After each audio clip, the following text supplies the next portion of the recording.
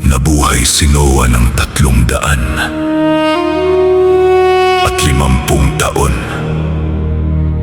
Pagkatapos niyang lumabas sa arka, pagkatapos ay tinawag niya ang kanyang panganay na anak na si Sem at kinausap siya na sinasabi, "O anak ko, dinggin mo ang iniuutos ko sa iyo. Masdan mo ang iniuutos ko sa iyo ngayon. Ingatan mo hanggang sa ako'y mamatay at ilibing mo ako." Pagkatapos, kapag natapos mo na ang pagluluksa para sa akin, pumasok ka sa daong kung saan tayo iniligtas mula sa baha. Pagkatapos ay ilabas mo mula rito ang katawan ng ating amang si Adan. Gayunpaman, huwag mong ipaalam sa sino man, maliban sa isa na mula sa iyong binhi. Pagkatapos ay gumawa ka ng isang magandang lalagyan para dito at ilagay mo ito roon. Pagkatapos ay magdala ka ng tinapay upang maging baon mo sa daan at alak na maiinom mo sa iyong paglalakbay, sapagkat ang lupang iyong pupuntahan ay magaspang at gutom.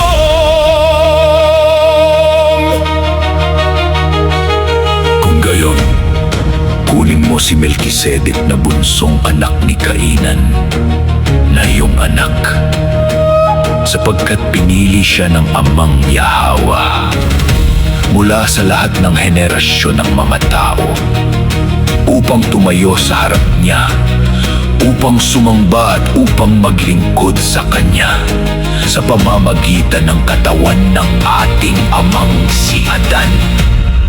Pagkatapos ay ilatag ang katawan ni Adan sa gitna ng lupa at ilagay si Melkisedek upang tumayo sa tabi nito at ipakita sa kanya kung paano tutuparin ang kanyang ministeryo sa harap ng amang Yahwa.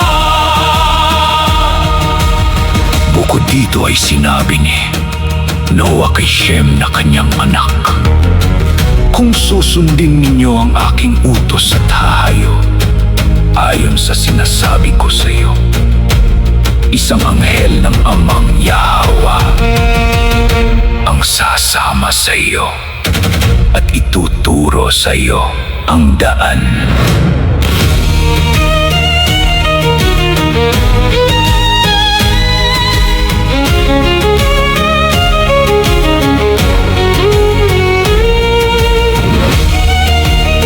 Hanggang sa makarating kayo sa lugar kung saan ninyo ilalatag ang katawan ni Adan sa gitna ng lupa, sapagkat sa lugar ding iyon ay gagawa ang amang Yahwa ng kaligtasan para sa buong mundo.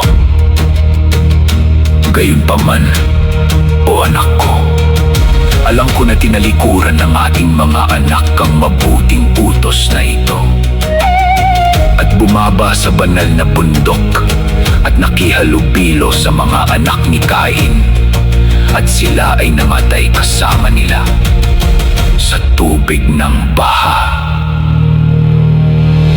Alamin mo, o anak ko, na mula kay Adan hanggang sa araw na ito, bawat isa sa mga sinauna ay nagbigay ng mga utos sa isa sa mga natitira sa panahon ng kanyang pagpapahinga mula sa laman, at itinuro nila ang mga utos na ito sa kanilang mga sarili. Ang una, o anak ko, na nagturo ng utos na ito at nilinaw ito ay ang ating amang si Adan. Ibinigay niya ito sa kanyang anak na si Seth, na siyang tumanggap nito.